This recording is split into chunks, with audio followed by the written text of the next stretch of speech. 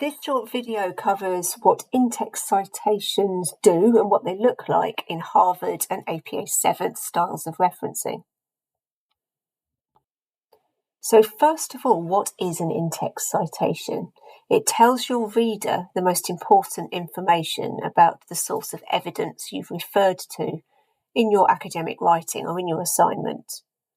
In both Harvard Cite Them Right and APA 7th styles, the in-text citation gives information about who said it and when it was said. Who said it and when are the most significant details about a source of information. The full details of the source go in the reference list, which means that you don't need to put all of that information into your text and use up your word limit.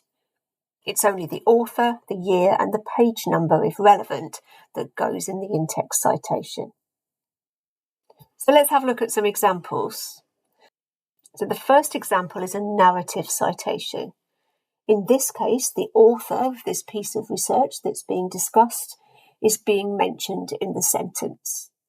In the brackets, we have information about when it was said, and then the page number where that information can be found. In the lower one, that's a bracketed citation. In this case, we've got the author's name along with the year that it was said and the page number. All of that information is in the brackets. They're not being referred to in the sentence. This information is important to your reader. It gives them the basic information about the source.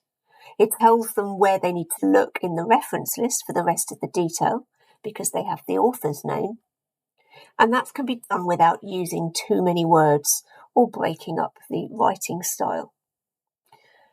Now, it's important to note that the page number is required in Harvard style.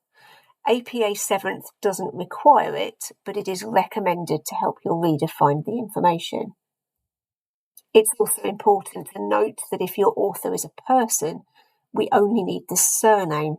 We don't put the initials here, because again, that would use up your word limit.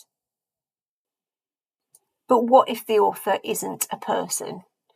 If you can't find people's names as the authorship of a piece of evidence, then it might be authored by an organisation. And there are 3 examples here of citations to organisations. The first one is the National Health Service, the second, the Ministry of Justice, and the third, the Chartered Management Institute. The first 2 are bracketed citations. The third one is a narrative citation.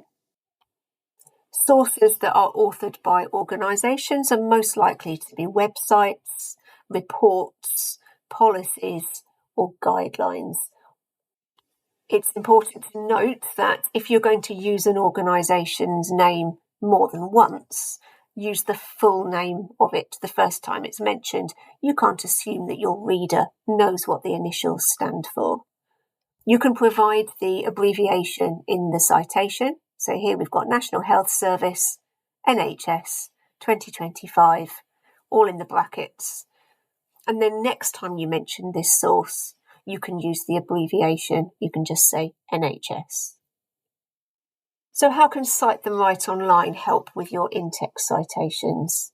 Cite Them Right Online has articles on setting out citations and quotations, on paraphrasing and summarising, as well as a page for each source type that provides examples of in-text citations.